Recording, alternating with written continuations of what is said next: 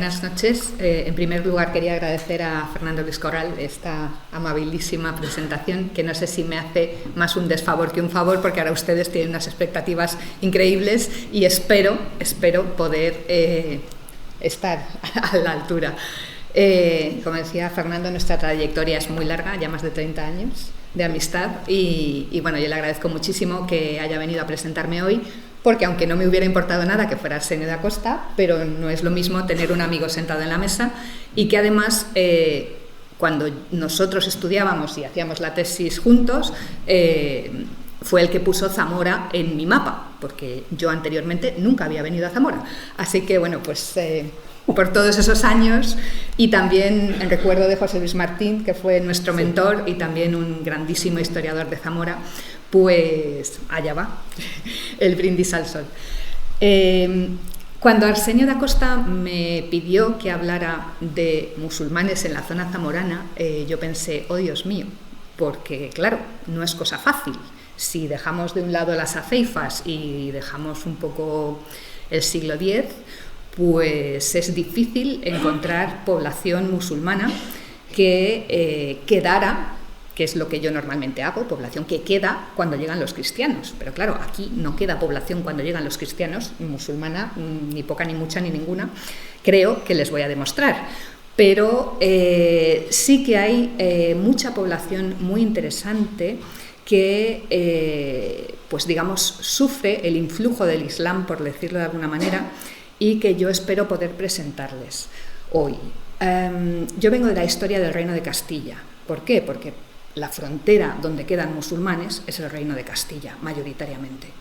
Pero hay, evidentemente, por los periodos en que los reinos están juntos y también incluso en los periodos en los que los reinos están separados, podemos apreciar una serie de movimientos de población, de fenómenos que yo voy a intentar trasladarles.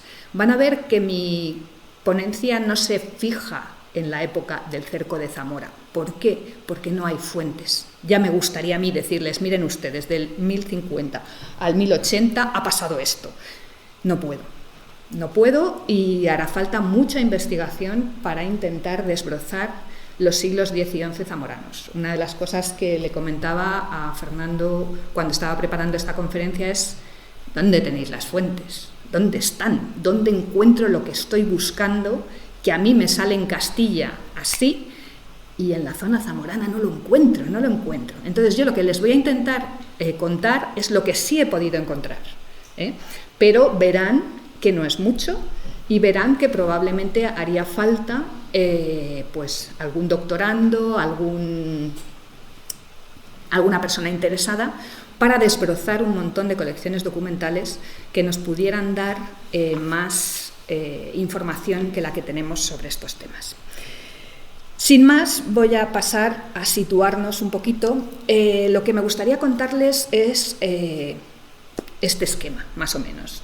La situación de Zamora entre la corte y la frontera, esto sería en torno al siglo X, un poco antes del tiempo que nos interesa. Y luego los distintos grupos de poblaciones que, como he dicho, tienen algún tipo de arabización o islamización o las dos cosas.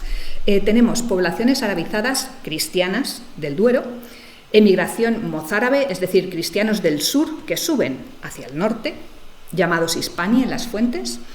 Y entonces todas estas poblaciones, que no son las mismas, ojo, una cosa es los cristianos que viven en la zona del Duero y que de alguna manera tienen ciertos usos, ciertas costumbres o ciertos rasgos por influencia de Al-Ándalus, que culturalmente es muy poderosa, son diferentes de los mozárabes que suben desde el sur. No son la misma gente y esto muchas veces no hacemos suficiente hincapié. En este grupo se puede ver la importancia del monacato en la circulación de los cristianos arabizados, la arabización onomástica, es decir, la utilización de nombres árabes en todo el Reino de León, pero también en esta zona y en Galicia también, dónde se da más, dónde se da menos, y convencernos de que el que tengan un nombre árabe no quiere decir que sean musulmanes. Son cristianos, ejercen de cristianos, su familia es cristiana, simplemente tienen un nombre que por moda o por lo que se quiera, es un nombre árabe. También me gustaría decir 2 palabras sobre la circulación de manuscritos mozárabes, tanto en latín como en árabe, por esta zona. Y luego ya pasaríamos a la población musulmana. La población musulmana que encontramos, ya verán que no es solo en la zona zamorana, sino en toda, digamos, la franja, digamos, que se conquista a la vez. En esos siglos, en los siglos XI y XII, son en su mayoría esclavos. Les pueden llamar esclavos, les pueden llamar siervos. No podemos entrar en el tremendo debate de estas 2 palabras, simplemente en latín son servi. Pues como les digo, tienen numerosos siervos, esclavos, en monasterios y catedrales. Hay moros, esclavos y siervos que aparecen en todos los fueros de frontera. Lo que pasa que, claro, también veremos cómo los distintos tipos de fuero, al estar redactados de manera diferente, en unos aparecen y en otros no aparecen. Y entonces, cuando no aparecen, pues ¿qué pensamos? ¿Que es que no los hay? ¿O simplemente que es que el fuero no los recoge? Ahí tenemos un pequeño problema. Y luego tenemos la cuestión de los mudéjares libres, que aparecen en el debate de los diezmos. Este es un debate muy importante que se puede resumir en que, evidentemente, los cristianos, las parroquias cristianas, quieren recibir el diezmo también de los musulmanes y judíos que viven en sus zonas. Y este es un debate que se plantea en toda la península, pero en la zona, digamos, de Ávila, Segovia, incluso aquí se puede ver bastante bien en la documentación y sí aparecen documentos zamoranos ahí. Y luego la población judía le he puesto entre interrogaciones porque, bueno, cuando lleguemos ya verán que prácticamente no me voy a referir a ella porque para esta época efectivamente hay poquísima documentación. Un breve apunte simplemente para situarnos. En este caso pueden ver divididos Galicia, León, Castilla, Navarra, Aragón, los condados catalanes. En otros momentos, como saben, León y Galicia están unidos. Bueno, en las fronteras, como saben, es un fenómeno que no para de oscilar. Entonces, simplemente quería que se fijaran en la raya roja de abajo, vamos a decir, que sería la que nos va a dar la distancia de Zamora respecto a la raya, lo que llamamos la raya fronteriza respecto a los musulmanes. Eso no quiere decir que no haya contactos a través de la raya. El problema, como verán en la conferencia de Iñaki Martín Viso, es que las rayas en la península ibérica no funcionan porque estamos todo el rato cruzándolas. Entonces, Zamora se ve inmersa en todos esos cruces que tanto los cristianos bajan como los musulmanes suben.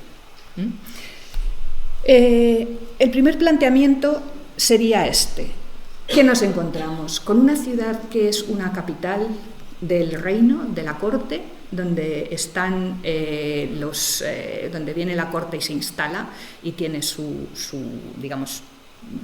vida, o estamos en una verdadera ciudad de frontera. Si leemos las fuentes de los siglos X y XI, podemos, según qué fuente estemos leyendo, ver que es una o es otra. Según el momento, no queda muy claro con qué nos estamos enfrentando. Parece que la corte hace estancias largas aquí, parece que se utiliza como residencia real, parece que es una ciudad bien establecida, con fuerza, con mercado, con todo lo demás, y sin embargo, de unos años a otros, parece que es simplemente un sitio donde pasan oleadas de ataques.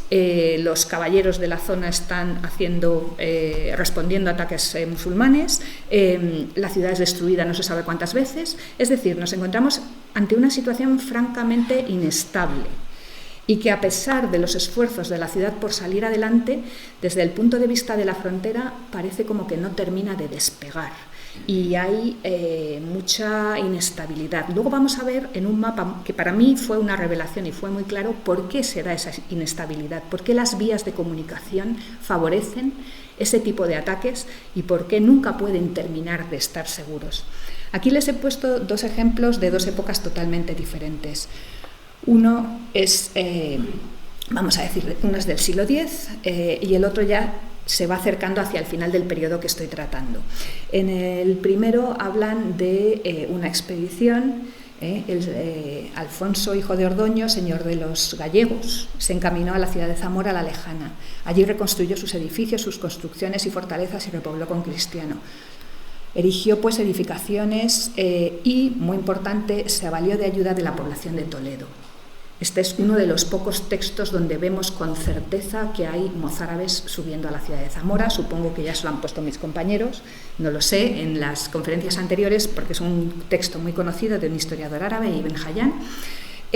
Pero es que un siglo después vemos a Fernando I otra vez reconstruyendo la ciudad.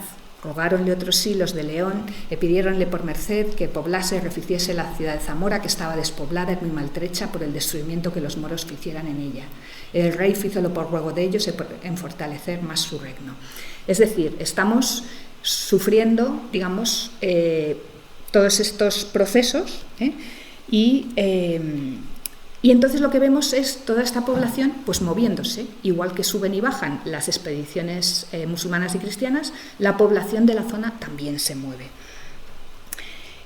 A la vez también sabemos que se va desarrollando el episcopado, que también creo que les han contado ya, pero tenemos también un hiato tremendo entre el 987 con el obispo Salomón, que suscribe un documento leonés, y la restauración cluniacense. Ahí hay otro espacio de tiempo en el que carecemos de noticias, tenemos poquísima información y nos resulta también especialmente complicado estudiar todas estas territorios y ver qué pasa con la población. O sea, es que muchas veces no podemos decirles más, que eso a veces los alumnos nos dicen, pero no me puede usted decir, no, es que no se lo puedo decir, es que mis fuentes no me hablan, es que no tengo documentos.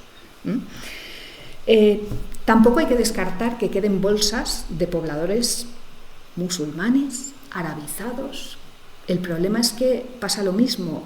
La documentación, por ejemplo, de Sahagún nos deja ver gente que circula por la cuenca del Duero, pero no terminamos de saber cuál es su religión o cuál es su procedencia. Lo que sí tenemos claro es que la batalla de Simancas, las campañas de Almanzor, la campaña de Almuzáfar, su hijo, todas estas, digamos, estos ataques masivos, como ven aquí, suben, bajan, se mueven. Todo esto pasa a lo largo del siglo X y principios del siglo XI. Para la época de Fernando I y del cerco de Zamora, esto está superado, podríamos decir. O sea, la destrucción que dejaran las campañas, evidentemente dejarían destrucción, pero ya podía estar reconstruida. Lo que dejaran despoblado podía poblarse. Es decir, recordemos que en la Edad Media el espacio de una vida son 25 o 30 años. Si estamos pensando en el 1072, 25 o 30 años nos deja pues en el 1025 a lo mejor. Es decir, todo esto ha pasado ya hace tiempo. Y lo que encontramos, lo que yo he buscado, es otra gente que no sea esta. ¿Y dónde están? ¿Y cómo se mueven? El último estertor de las campañas se produciría en el 1005, cuando Almuzáfar vuelve a asolar toda esta zona y se habla de los daños en los campos de Zamora, en el país de Galicia, donde gobernaban los Banu Gómez y los Banu Alfonso. Es decir, se hace referencia no solamente a los reyes de León, sino también a los condes que hay en la zona y que los historiadores árabes, lógicamente, conocen perfectamente. Pero yo me voy a centrar más bien en la figura de Fernando I y la situación de frontera en los años de su reinado. El texto que les he puesto antes, cuando le piden que repueble la ciudad de Zamora, es verdad que menciona todavía el moro Almanzor. El moro Almanzor lo hemos seguido mencionando eternamente. Pero lo que sí se ve durante el reinado de Fernando I es que Zamora se convierte en base para todos sus viajes al Reino de Galicia, a Santiago de Compostela, donde va constantemente a hacer peregrinación, y sobre todo, y por encima de todo, para las campañas en la zona portuguesa. Aquí pueden ver en el mapa que la zona hacia donde se va a expandir naturalmente el Reino de León va a ser hacia el obispado de Coimbra. Que todavía es un obispado mozárabe, no lo olvidemos, no es que no exista, existe, pero bajo dominio musulmán. Y esa va a ser, digamos, el radio más importante de las campañas de Fernando I.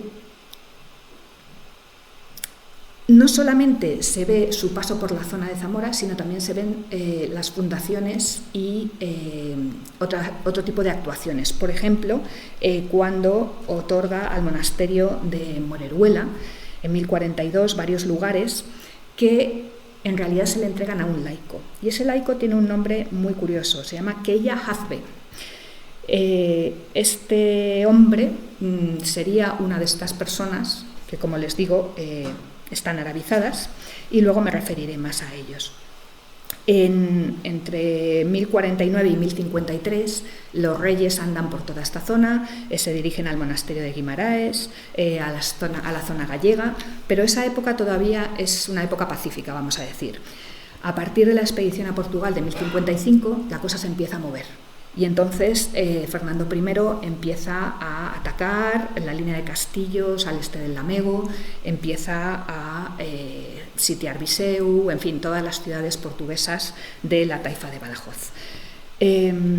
Tras varios años sin actividad en el frente occidental, porque también se dirige luego al oriental, luego termina por conquistar Coimbra, tras la llegada de las reliquias de San Isidoro a León, y después de la conquista se dirigen hacia allí también el rey, la reina, los hijos, para, digamos, ya una ceremonia de toma de posesión total, ¿vale? Todo esto, todos estos tráficos, en muchos casos tendrían como lugar de paso Zamora.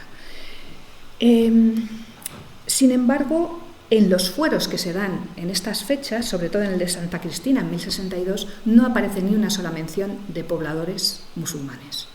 Lo que se hace en este momento no es conceder, digamos, el estatus de mudejarismo, que es lo que hará su hijo Alfonso VI con Toledo. En este momento no se deja que los musulmanes se queden. Los musulmanes tienen que salir. Y solo alguno que negocia excepcionalmente podría quedarse.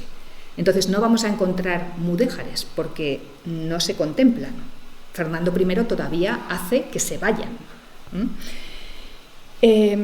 Lo que sí se ve es que hay grupos de pobladores que, según avanzan o retroceden las fronteras, se ven de alguna manera atrapados en zonas que tan pronto son de dominio musulmán como de dominio cristiano.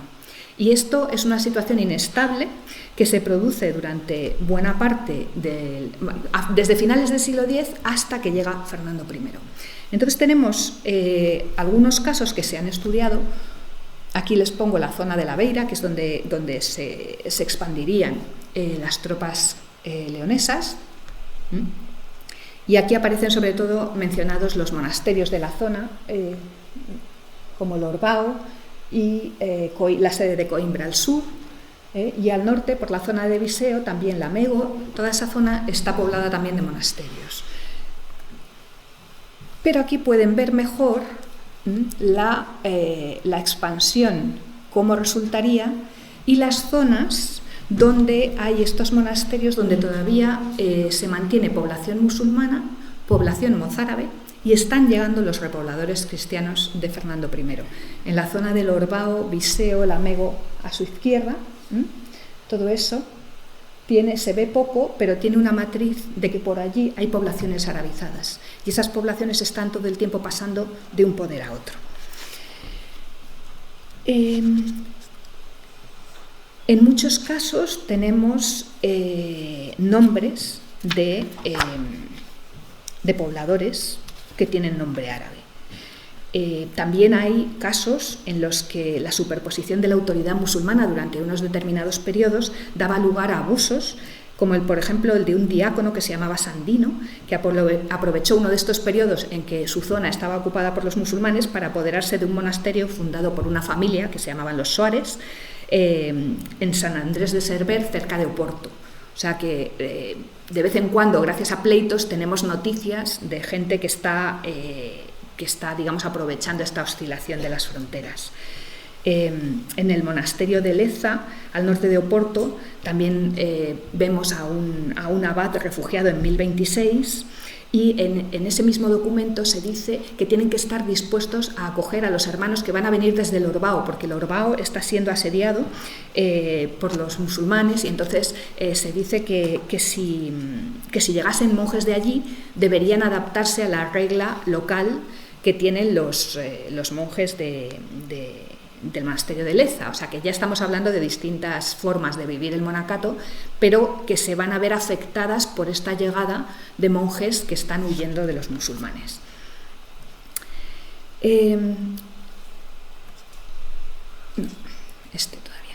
La ausencia de documentación hace que los monasterios de la zona zamorana sean más difíciles de estudiar que los monasterios de la zona portuguesa. Allí han tenido más suerte y se ha conservado mejor. Pero sí se ve que hay una red de asentamientos con una serie de puntos fuertes que aquí pueden ver. En Zamora sobre todo es Tábara, pero también estaría Moreruela, cuya documentación más antigua ha estudiado Isabel Alfonso. Y luego tenemos Castañeda en la zona de Sanabria y Celanova, que de alguna manera está muy relacionado con los monasterios zamoranos también. Esta red es complicada porque son monasterios, salvo estos que son los más grandes, hay también rastros de unos monasterios pequeñitos que estarían fundados por familias y de los cuales desconocemos prácticamente todo, porque en un momento determinado se van a donar o a autodonar a monasterios más grandes. Lo que nos interesa para esto es la cuestión de si eran monasterios oriundos de la zona, fundados por monjes de la zona o fundados por monjes mozárabes, como dice la tradición, que suben desde Andalucía y entonces se fundan los monasterios. En principio, los de la zona zamorana parece que mayoritariamente están fundados por cristianos de la zona. Eso no quiere decir que esos cristianos no puedan estar arabizados. Como decía antes, no es lo mismo un mozárabe que un cristiano arabizado que esté en esta zona. Se producen manuscritos y se conceden tierras para la fundación de los monasterios. ¿Qué pasa? Que a veces estos mismos cenobios se trasladan de lugar a una posición más segura o a una posición más favorable según van recibiendo donaciones. Y de ahí que el monasterio de Moreruela parece que se desplazó de un primer lugar a otra situación sobre el río Esla, y después del documento de Fernando en 1042 parece que desaparece o queda despoblado o no se sabe muy bien qué pasa con ellos, hasta que en 1143 Alfonso VII vuelve a donar ese monasterio para que se refunde. ¿Qué está pasando con estos monasterios que nos desaparecen de las fuentes? Lo más normal es que sean monasterios de rito, de lo que llamamos rito mozárabe, que no tiene por qué ser un mozárabe del sur, pero sí sería el ritual que había en la península antes de la llegada de los musulmanes. Este tipo de monasterios en la zona castellana desaparecen prácticamente bajo Alfonso VI, cuando se produce la conquista de Toledo y se cambia de rito y se elimina el rito mozárabe. ¿Qué pasa en León? En León el punto de disensión, vamos a decir, es el Concilio de Collanza. Entonces, estos monasterios probablemente, una vez que se empiezan a producir reformas en la Iglesia leonesa, empiezan a perder personas o empiezan a modificar su forma de vida. Y es posible que cayeran en algún tipo de abandono. Lo que nos interesa en el caso de Moreruela, para el tema del que yo les estoy hablando, es la concesión a este Quella Hasbe de unos bienes de realengo que él recibe. Y Isabel Alfonso, que es la persona que ha estudiado más el monasterio de Moreruela, no ha podido identificar a este hombre. Pero el patronímico, el nombre arabizado, no sorprende para nada en el contexto de esta época. Pues en Sahagún y en la Catedral de León hay muchísimos nombres arabizados. Aquí pueden ver que toda la zona central de Zamora y León, y llegando hasta Burgos incluso, es una zona donde se observa muchísima existencia de nombres árabes entre los cristianos, Y entonces lo consideramos ya un fenómeno habitual, vamos a decir. Esto se lleva estudiando muchos años. Por ejemplo, uno de los documentos más antiguos es del año 953, en esta zona, un tal Suleimán converso, un converso en el sentido de donado, de una persona cristiana que se entrega a un monasterio, ¿vale? No es un converso del Islam necesariamente, pero este Suleimán se entrega con sus hermanos y con un monasterio que ellos han hecho dedicado a los santos Cosme, Damián, Servando y Germán, en un sitio que se llama Intranio, que no he podido localizar, se entregan al abad de San Martín de Castañeda. Es decir, este hombre Suleimán, que podríamos pensar que era musulmán, pero no, o sea, por todo quiere indicar que es un miembro de una familia totalmente cristiana. Todos sus hermanos además están implicados en el monasterio. Hay un mayor que actúa como abad, está el propio Suleimán, está su hermano Cipriano, está su hermano Sisaberto, o sea que todos los demás tienen un nombre perfectamente cristianísimo, por lo tanto lo lógico es pensar que es una familia cristiana que se entrega. Y ellos, además de ir ellos y el monasterio, también tienen unas propiedades que son unas pausatas, que son unas lagunas salobres donde se podía explotar la sal, que también le entregan al monasterio. Es decir, son monasterios muy chiquititos que van pasando al dominio de los monasterios más grandes.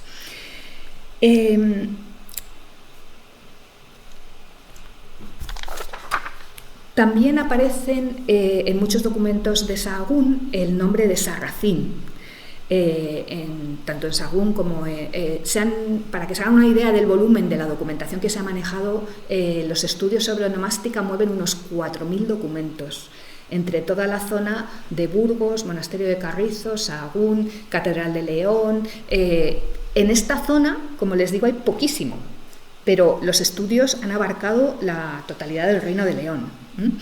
Y uno de los pocos casos que he encontrado también por esta zona es un Mudarrafe García, que dona junto a su mujer Oria una heredad en Murias, entre Facio en Zamora, a San Martín de Castañeda también en 1033. Y firman dos hermanos suyos más llamados Albano y García. O sea que este Mudarrafe tiene también una familia perfectamente cristiana. En otro documento se especifica que van a ser dos presbíteros, también Podamio y Crestido, quienes van a disfrutar esto hasta la muerte, y luego ya la propiedad retornará al monasterio de San Martín. Es interesante ver que además de la pareja firman los hijos, García Mudarráfez, Martino Mudarráfez y Pelagio Mudarráfez. Unos años más tarde, en 1103, es su otro descendiente, Jimeno Mudarráfez, quien amplía la donación con otra serie de heredades. El antropónimo Mudarraf procede del árabe mutarref y aparece profusamente en toda la documentación leonesa, en torno a 950 y 1050, entre esos años, y la versión del apellido, es decir, hijo de Mutarraf, se mantiene durante todo el periodo entre 1100 y 1110. Es decir, que en todo el Reino de León se está utilizando ese nombre sistemáticamente y en familias que no nos cabe ninguna duda de que tienen que ser cristianas. En la zona portuguesa nos pasa lo mismo. Tenemos en la zona de Coimbra a una familia que se llaman los Banu Necerón, que hacen donaciones al monasterio del Orbao en torno al 967, y la lista de nombres son Samson ibn Abulgiar, Gabdela ibn Zagaz, Julianos, al que se le conoce como Habsekri, Hamid, Fatr, Walid, Motakkar. Es decir, todos los nombres nos suenan a musulmanes, y sin embargo, y el sacerdote se llama Qasim, por si nos faltaban, pero todos ellos son cristianos. Es decir, lo que está claro, o lo que podríamos deducir, entiendo yo, es que hay una tendencia clarísima a una influencia del sistema onomástico de los musulmanes en los cristianos, pero igual que hay cristianos árabes en Oriente que utilizan esos mismos nombres, pero son cristianos, aquí en la península ibérica también los cristianos usan nombres en árabe que no musulmanes. Es la diferencia. Además, podemos hablar de la circulación de manuscritos por la zona. Uno de los casos que a mí más me gusta y que me resulta sumamente interesante, entre otras cosas porque estamos estudiando el manuscrito, es este que tienen aquí, que es la colección de cánones de la Iglesia andalusí, que hace el viaje desde la diócesis de Tortosa, pasando por Zaragoza hasta Coimbra. Estamos hablando de un manuscrito muy importante porque, las colecciones canónicas, no sé si están familiarizados con ellas, recogen los concilios de Toledo, los visigóticos, los de época visigoda, más otra serie de concilios que eran de interés para la Iglesia española. Entonces, estos concilios tienen varias recensiones, vamos a decir, conocemos varios manuscritos procedentes o bien de catedrales o bien de monasterios. Y la eclosión de producción de estos manuscritos es precisamente el siglo XI. Es decir, esto sí es plenamente la época que nos ocupa. ¿Qué pasa? Que además estos manuscritos se traducen al árabe. ¿Para qué? Me preguntan siempre. Pues es evidente que hay alguien que le interesa leer las leyes que están aplicando los cristianos en árabe. ¿Podían ser los obispos que no supieran latín? Nuestra idea actualmente es que no. Los obispos manejan el latín, tienen varias colecciones a su disposición, las colecciones se prestan de un sitio a otro, se cotejan, los monjes van y vienen para copiarlas. Luego lo lógico es que los obispos sepan latín, que los abades sepan latín y que no necesiten una traducción al árabe. Pero el caso es que la traducción al árabe existe. Luego, entendemos también, por el estudio que estamos haciendo, que esas colecciones árabes normalmente se dan a una autoridad musulmana. ¿Por qué? Porque la autoridad musulmana puede juzgar a cristianos si estos lo requieren. Por ejemplo, vamos a pensar en un caso de divorcio que no existe en la Iglesia Católica, pero que en un contexto musulmán una mujer puede querer separarse de su marido y puede tener un pleito con él. Puede querer recurrir a un juez musulmán que por su sistema legal sí acepta el divorcio. Entonces, estos casos se pueden plantear. Hay casos en los que, por ejemplo, tenemos pleitos de una cristiana con un monasterio y como no se fía de que el obispo vaya a juzgar a favor de la cristiana prefiere ir a la autoridad islámica a quejarse del obispo y del monasterio. Entonces, para esto, la autoridad musulmana necesita saber qué leyes están aplicando los cristianos, porque si no, no les puede juzgar. Y en ese contexto sería entendible este tipo de traducción. Este manuscrito del que les estoy hablando es uno de los 2 manuscritos que tenemos en lengua árabe de las colecciones canónicas. Cada uno viene de una familia diferente, es decir, sabemos que se tradujeron en diferentes sitios por diferentes escribas y con diferentes costumbres. Por lo tanto, no es solo que se haga en un solo sitio y luego se difunda, sino que se están haciendo en distintos sitios. Y en este caso, el que lo encarga es Paterno. Paterno es el obispo de Tortosa y además es un obispo muy interesante porque firma, por ejemplo, es un obispo que se mueve muchísimo, ¿no? Está en la consagración de la Catedral de Barcelona, vuelve otra vez a Tortosa. Mientras está en Tortosa, la ciudad es conquistada por los judíes de Zaragoza, le mandan a Zaragoza, viene, va, luego vuelve a subir a Cataluña. En 1064 actúa como embajador de Al-Muqtadir de Zaragoza ante Fernando I de León. Y ahí es su primer contacto con la Iglesia leonesa. ¿Qué pasa después? Que Fernando I le va a pedir que él ocupe la sede de Coimbra. Se lo piden varias veces. Él dice que no, que él se tiene que volver con la gente de Tortosa y de Zaragoza, que les hace mucha falta, que él no tiene ninguna intención de venirse por estas tierras y que, bueno, que se va a su casa. El caso es que asiste en 1080 al Concilio de Burgos y firma. En este se confirma el rito romano en León, es decir, y él está ahí. Cuando muere Al-Muqtadir, de alguna manera considera que su fidelidad con Zaragoza está más o menos terminada. Y será Sisenando, que va a ser el primer gobernador de Coimbra, otro personaje mozárabe muy importante, el que consiga que venga a Coimbra, a la sede, y él cuando viene de Tortosa a Coimbra se trae este manuscrito. El manuscrito de las leyes canónicas que él ha mandado copiar en árabe en la sede de Tortosa, viene a Coimbra para los cristianos arabizados que están en Coimbra, porque no lo olvidemos, Coimbra ya existía bajo los musulmanes. Cuando la conquista Fernando I, todavía quedan cristianos ahí de los antiguos. Entonces, el problema que se le plantea es cómo hacer convivir a los cristianos que vienen del Reino de León con los cristianos que ya existían en Coimbra. Y para eso trae un hombre acostumbrado a las dos iglesias, igual. Paterno ha estado en Barcelona, ha estado en Tortosa, ha estado en Zaragoza, sabe cómo funcionan todas las iglesias. Viene a esta zona y él lega a la catedral a su muerte este manuscrito. Y por eso se nos ha conservado, lo que pasa que solo tenemos estos 2 folios, porque se utilizó, se debió destruir en el momento que fuera y se utilizaron como guarda de un manuscrito posterior. Entonces, como ven, es un cristianismo muy móvil. Las poblaciones se mueven, pero un obispo de este calado les puede dar una idea del tipo de esfuerzos que suponía el conseguir que, incluso entre cristianos, en ese momento, que funcionara, digamos, en los obispados de nueva conquista, que funcionara la mezcla entre unos cristianos y otros, más luego los esfuerzos que pudiera haber que hacer para incorporar a población musulmana, esclavos musulmanes y demás. Con esto paso ya a hablar propiamente de musulmanes. Este es el mapa al que me refería cuando hablaba antes de la situación de Zamora en la zona esta de incursiones que tan peligrosa le fue. Aquí no verán a Zamora porque este mapa se hizo para la ciudad de Ávila cuando yo estaba estudiando precisamente las correrías de la caballería villana abulense.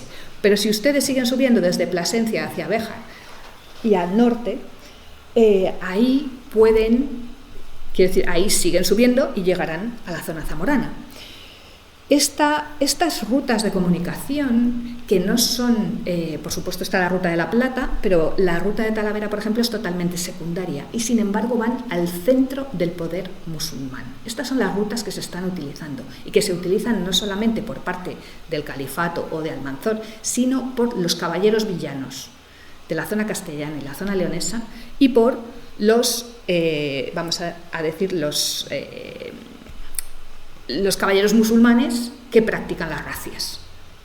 Entonces son zonas de botín, son zonas de asalto, son zonas inseguras y según lo alto o lo bajo que lleguen, pues afectan a tantísima gente. Aquí tenemos un texto de la crónica del emperador Alfonso VII en el que refleja ese trasiego, vamos a decir, de caballeros a través de la frontera, por las rutas que fueran, y habla de grupos de 1.000, 2.000, 5.000, 10.000 caballeros que iban al territorio de los moabitas agarenos, efectuaban matanzas, capturaban a musulmanes, conseguían botín y causaban incendios. Y lo mismo en el sentido contrario, por supuesto. Hombre, 10.000 caballeros me parecen mucho, la verdad. Vamos a dejarlo en que si ya eran, yo diría entre 200 y 500 ya iban bien servidos, por lo que sabemos por otras fuentes, que sería lo lógico para además moverse rápido, porque si no, no podría, o sea, con estos tipos de ejércitos que dicen aquí, sería imposible moverse en una incursión rápida. Entonces vamos a decir 200, 500, 1.000 y gracias. Pero sí que es un fenómeno activo y sí que hay muchísimos cautivos en los dos lados. Y eso es lo que nos da toda esta aparición de musulmanes cautivos que empiezan a aparecer en distintos lugares. Los tenemos como mano de obra en los monasterios y en las catedrales, sobre todo en lugares, por ejemplo, en la agricultura, pues hay musulmanes que están trabajando en faenas agrícolas. Los hay en granjas, sobre todo más tarde en el Cister, que se organiza con granjas, aparecen también musulmanes. Normalmente el procedimiento era, después del reparto de cautivos que se hace después de una incursión, a cada caballero le corresponde un botín, a los adalides les corresponde otro botín, en fin, los que han ido participando pues tienen sus, su ranking de cuánto le corresponde a cada uno.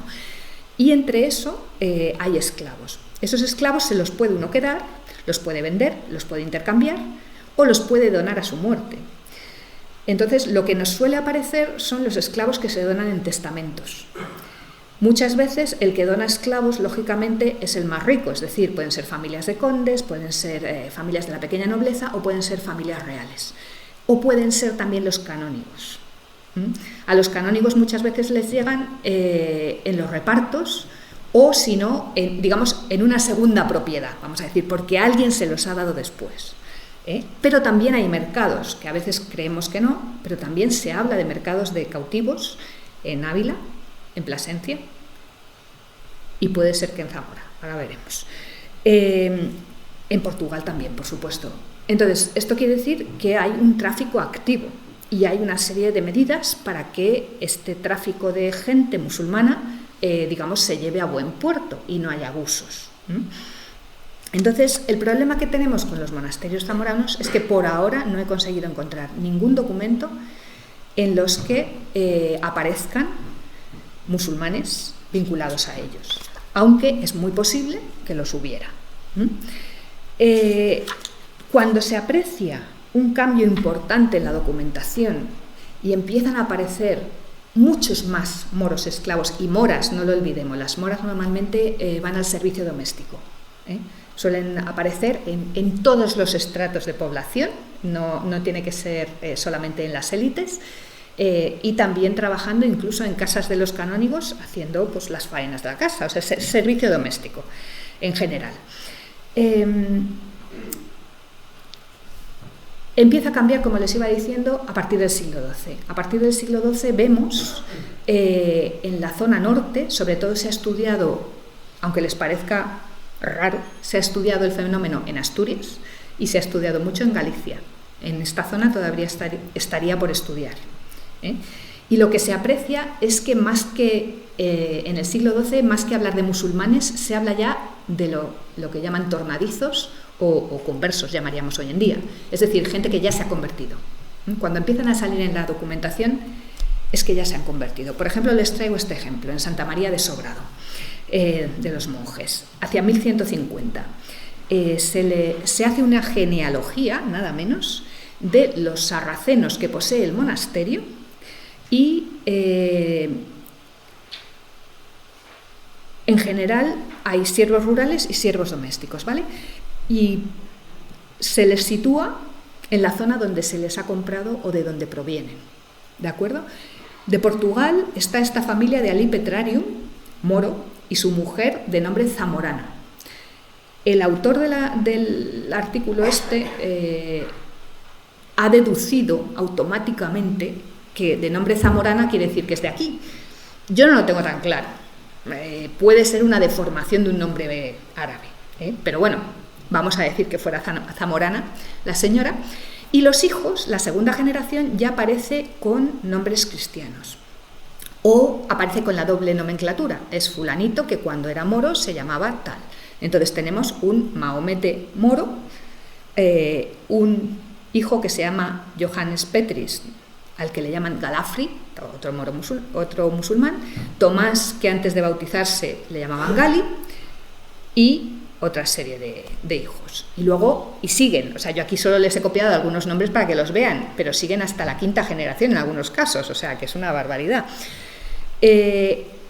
Otro caso, el hermano Menendus Velázquez, que emit, que libera, manumite, compra a alguien y luego lo manumite, a Ali Mugu, al que después le llaman Lorenzo cuando le bautizan, y que tiene ya 3 hijos con nombre cristiano, Estefanía, Vital y Juan. Es decir, vamos viendo cómo las familias se van convirtiendo masivamente. Normalmente estos procesos de conversión, cuando los estudiamos, llevan 3 generaciones. La generación de los padres son musulmanes que se convierten o no. La generación de los hijos empieza a convertirse y encontramos los nombres de antes y después. Y la tercera generación ya solamente aparecen con el nombre cristiano y ya se supone que la familia automáticamente se ha convertido. Entonces, este proceso, como ven, en Sobrado, pues ya se puede ver perfectamente. Aparecen también este Alí Gordo que compra el hermano Menendez Velázquez en la villa de Toro. Y tenía una mujer que se llamaba Patina, reganada, que puede ser renegada, porque aquí hay muchos cambios en las palabras, ¿vale? Hay aliteraciones, hay un montón de nombres que aparecen escritos de muy diversas maneras en cada uno de los documentos que tenemos, o sea, es muy difícil fijar el nombre real de la persona. Pero bueno, como ven, el panorama es muy interesante. Más al sur, en Salamanca, pues por ejemplo encontramos un individuo en el testamento de Don Vela, otorgado en 1163, en unas fechas en las que Salamanca todavía podía considerarse una ciudad de frontera más o menos, y este hombre dice que a su mora que se la quede don Pelayo, y que la vistan de su dinero. Esto es un testamento, por lo tanto, pues se ocupa, digamos, de su bienestar, y dice también que si se quisiera hacer cristiana, que le den 4 maravedíes. Es decir, que incluso si se convierte, pues ya además ya le lego dinero y todo. Es decir, que incluso en los testamentos se intenta que la esclava, la cautiva mora que te trabaja en casa, pues que se convierta. Otro individuo que también aparece en el testamento de un chantre de Zamora, este sí, llamado García Peláez, pero esto ya es muy tardío, es del año 1251. Y este habla de Pero García, este mío tornadizo. Y le lega 2 maravedíes. Luego quiere decir que probablemente se convirtió antes de que el señor se muriera y ya le dejan los maravedíes directamente. Y además le hace libre y quito después de la mía muerte. Es decir, le está liberando. También hay más tornadizas de un arcediano, también zamorano, que se llama Pedro Anáez, que el testamento es de 1284, en este caso son 4 mujeres, pero no se fía mucho de ellas. Y entonces dice que sus hermanos, que si ven que su comportamiento no es bueno, les pueden retirar la herencia. Es decir, ya son mujeres que ya se han convertido, pero ojito, no vaya a ser que se desmanden en un momento dado. Y entonces, bueno, pues la familia. Esto también habla de otro fenómeno que también estamos estudiando, que es la vinculación de los esclavos manumitidos con la persona, la familia o la institución que los manumite. Esto se ve también muy bien en los monasterios de Toledo, cuando las monjas, por ejemplo, tienen a alguien trabajando para ellas y luego los manumiten y les siguen dando trabajo después. O sea que de alguna manera se crea un vínculo entre el esclavo moro y la familia, y ese vínculo va a dar lugar también, incluso legalmente, a una continuidad. No los vas a manumitir y a dejarlos en la calle, hombre, no es serio. Entonces, de alguna manera sigues patrocinando a esa familia, dándole trabajo y dándole acogida, aunque se hayan convertido y aunque los hayas manumitido.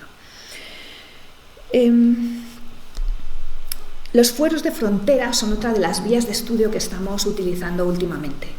Como les digo, los fueros dependen mucho de la época. Los fueros latinos, en general, por decirlo así muy rápido, muy clarito, los fueros latinos más antiguos del siglo XI o así, no suelen mencionar nunca los moros. Los moros empiezan a aparecer más en los fueros a partir de finales del XII, pero ya con una casuística muy desarrollada. Entonces, lo que da para pensar es que si ya está tan desarrollada, quiere decir que algo había antes. Lo que pasa es que no se recogía en fuero.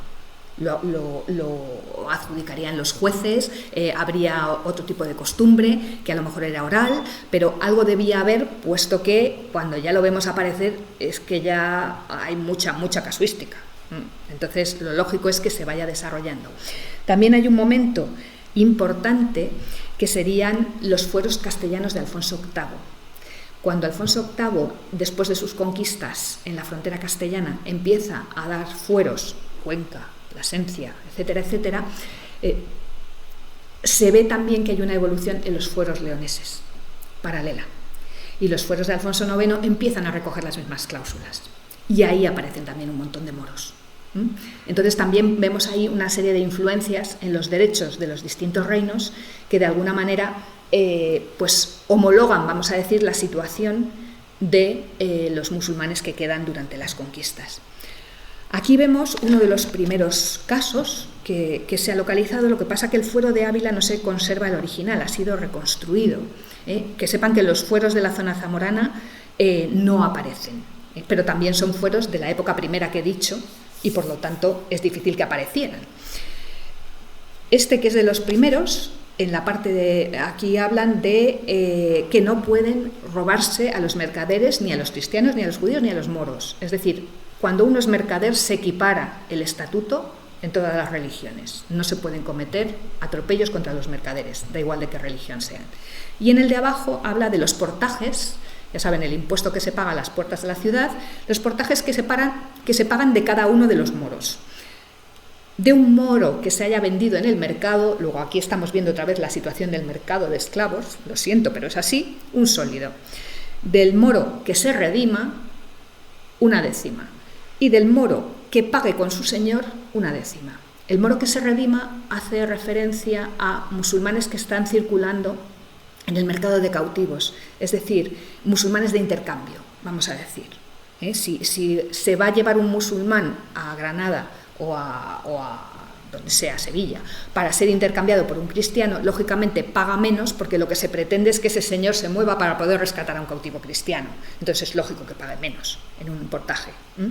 Entonces, como ven, siempre todas las situaciones no nos hablan de moros libres en general, nos hablan de musulmanes o cautivos o esclavos o que pagan con su señor, o vasallos o miembros de la casa de un señor. Es decir, siempre en situación de dependencia de un cristiano, nunca individualmente. Luego veremos que en los foros del siglo XIII, ahí se empieza a contemplar a los moros libres.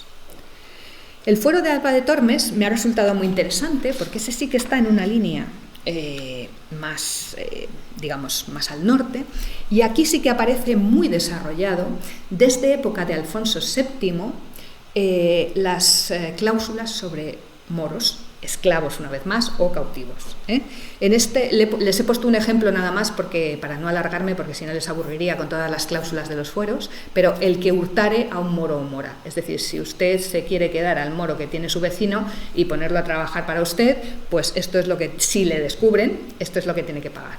O sea, se dan casos de apropiación de esclavos.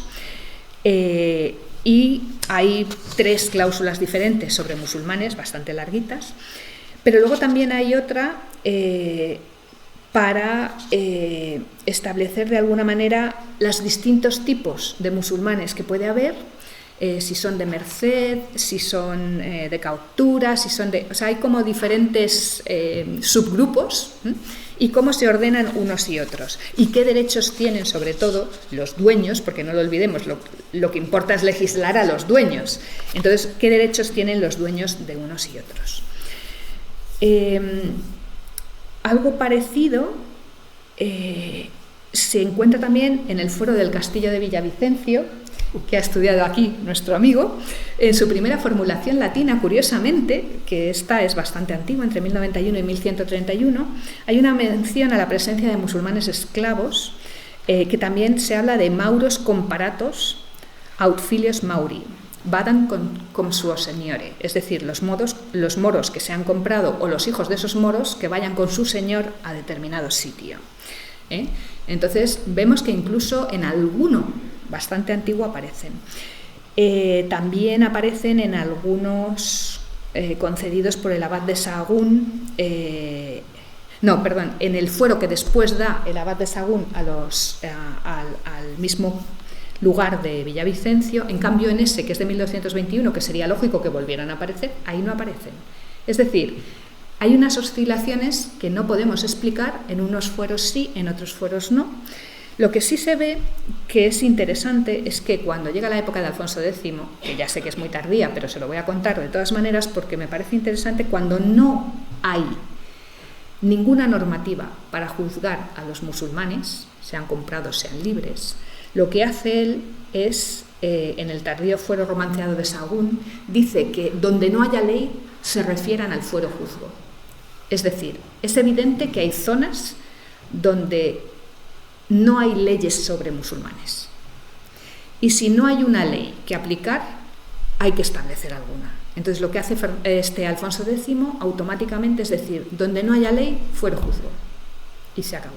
Se le aplique. Entonces, uno de los problemas que tenemos cuando estudiamos las leyes que se aplican a los musulmanes que han quedado bajo dominio cristiano es que muchas veces se les puede aplicar la misma ley que al cristiano, pero no se les menciona.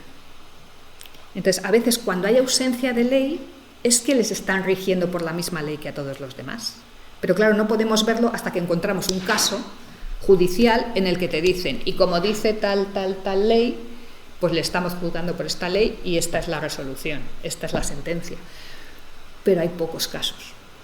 Pero lo que sí se ve es que muchas veces en las partidas de Alfonso X sí se ve claramente que hay veces que te dice todos los habitantes de mis reinos. Eso quiere decir judíos, cristianos y musulmanes, todos. Entonces hay muchas leyes de cristianos, vamos a decir, que se les están aplicando, solo que no nos estamos enterando. Pero bueno. Y luego el otro fuero que recoge ya mayoritariamente normativa sobre musulmanes son los fueros de Cáceres y de Plasencia, que serían, digamos, la continuación hacia el sur de la zona leonesa.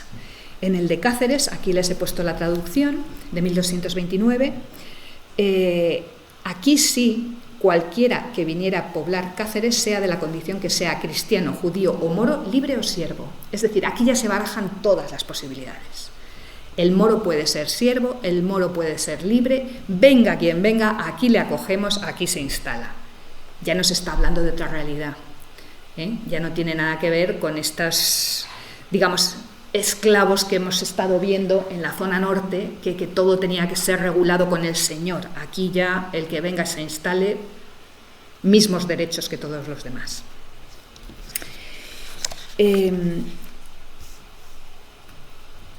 Y en el fuero, eso es en el fuero latino, que por eso se lo he traducido. En el fuero romanceado, que es posterior, a ver, porque por aquí lo tenía, creo yo, el fuero latino es de época de Fernando III, pero este romanceado se conserva una copia del siglo XIV, probablemente sea bastante anterior. Pero fíjense la cantidad de cláusulas que hay ya sobre los musulmanes. El que hiriere a un moro ajeno, los moros o moras que hirieran a un cristiano, el que matara a un moro o a una mora. Y de esos hay varias, porque según si el moro es de un tipo, si es de otro, si es servicio doméstico, si son personas que trabajan en las labores del campo. Y luego el moro defonsado y el que se encontrara un moro. O sea, parece ser que los esclavos moros se escapaban, claro. Entonces, encontrarte a un esclavo moro por tu campo, pues tenía sus problemas. Y por lo tanto se mide muy bien quién se lo encuentra, cómo se lo encuentra, tiene que hacerse público, tiene que buscarse al dueño, etcétera, etcétera. Si te lo quedas sin buscar al dueño, estás en un gran problema, porque como luego te pillen, pues también tienes que empezar a pagar. En fin, todo este tipo de regulaciones, como ven, se amplían tremendamente. Entonces, resulta extraño pensar que no existiera antes una costumbre ya, que de alguna manera facilitara todas estas cosas. Las leyes no aparecen así de desarrolladas de la nada, suelen aparecer de una costumbre. Y lo último que quería contarles, porque si no ya me alargo demasiado, es la regulación de los diezmos. El debate de los diezmos eclesiásticos, que ya les he dicho, es un debate que se plantea cuando la Iglesia empieza a exigir que los musulmanes que habitan en las distintas zonas paguen también los diezmos eclesiásticos, porque se considera que aunque no sean cristianos, sí viven en tierras que por la gracia de Dios han ido a parar a los cristianos y por lo tanto deben pagar exactamente lo mismo que los, que los que pagan porque tienen fe. Esto cuesta aplicar, esto cuesta mucho aplicarlo y vemos que desde, en la zona de Ávila y Segovia tenemos normas sucesivas y cartas sucesivas de distintos reyes intentando que sus oficiales hagan efectivo el pago del diezmo que va a ir a la Iglesia. Es decir, la Iglesia es incapaz de recaudarlo y tienen que ser, las autoridades civiles las que se empeñen y las que acompañen a los recaudadores de la Iglesia para recoger ese diezmo. Finalmente, el diezmo de los no cristianos, se termina aceptando y se termina haciendo. Pero esto ocurre para el reinado de Alfonso X, efectivamente. Lo curioso es que en el Tumbo Blanco de Zamora se contiene también un documento sobre la regulación de los diezmos en esta zona y, sin embargo, no tiene la misma formulación que los de la zona de Ávila y Segovia, que nos consta que se están aplicando a las religiones que no son la cristiana. Aquí dice, casi los moros et los judíos et los gentiles, que son de otras leyes, e que non han conoscencia de la verdadera fe, dan los diezmos derechamente, según en los mandamientos de su ley, mucho mayor los debemos dar cumplidamente y sin engano, que somos fijos verdaderos de la Santa Iglesia. Pero aquí no se dice que haya moros y judíos en Zamora que tengan que pagar el diezmo. ¿Cuál sería la deducción? Que es posible que no haya moros y judíos en Zamora que tengan que pagar el diezmo. O sea, aquí se utiliza como un símil. Es igual que ellos pagan sus diezmos a sus fes, a sus autoridades religiosas, nosotros debemos pagar el diezmo a las nuestras. En los documentos de Ávila y Segovia no se dice esto. En los documentos de Ávila y Segovia se dice abiertamente: los musulmanes y los judíos tienen que pagar el diezmo al obispo, punto pelota. O sea, no hay más. Yo no me atrevería a afirmar que no existen, pero es la primera vez en todo lo que llevo estudiando mudéjares, y ya son muchos años, que no veo una acción directa sobre judíos y musulmanes. Luego, lo que entiendo yo es que no los debía haber, en la ciudad al menos. En el obispado, si consideramos todo el obispado entero, no lo sabría decir, pero bueno, yo no me atrevería a decir que los hubiera con una formulación así. Entonces, ¿qué ha pasado? Pues probablemente esos movimientos de conversión que hemos visto en los moros esclavos, que sí veíamos que existían claramente en el territorio zamorano. Les he querido mostrar lo que pasaba en Cáceres y en Plasencia básicamente para que vean la diferencia. O sea, yo, viniendo desde un mundo lleno de mudéjares, veo esto y lo primero que pienso es: en Zamora no hay musulmanes, en Zamora no hay judíos. Ahora necesitaré probarlo. Y con esto pues les dejo con un último detalle, que es que cuando en 1295 Sancho IV recauda el impuesto para enfrentarse a los benimerines que están atacando por el sur, hace una llamada al pago de unas cantidades por parte de las minorías que están distribuidas por obispados. ¿Vale? Alfonso VIII ha hecho una distribución de morerías y juderías por los obispados del reino. Entonces son los obispos los que tienen la autoridad sobre estos musulmanes y estos judíos. Ese reparto que hizo Alfonso VIII se mantiene bajo Alfonso X y Sancho IV, que es en ese momento el que está, digamos, haciendo la guerra contra los benimerines. Bueno, pues las morerías y juderías que se distribuyen a los obispados, en el caso de León, están en la zona de la Transierra, esta zona que ven marcada ahí, que sería la zona de Badajoz y Alcántara. Son los hitos que la marcan al norte y al sur, Alcántara y Badajoz. Esa zona sí aparece mencionada, con morerías y juderías. Pero en cambio, en la zona norte, fíjense, Palencia sí tiene distribuidos los moros y los judíos al obispo. Pero en la zona de León hay un blanco. Ahí el obispo no controla moros y judíos. ¿Esto qué quiere decir? Que tendremos que seguir buscando y que, bueno, con esto termino mi conferencia y espero que les haya gustado. Muchas gracias.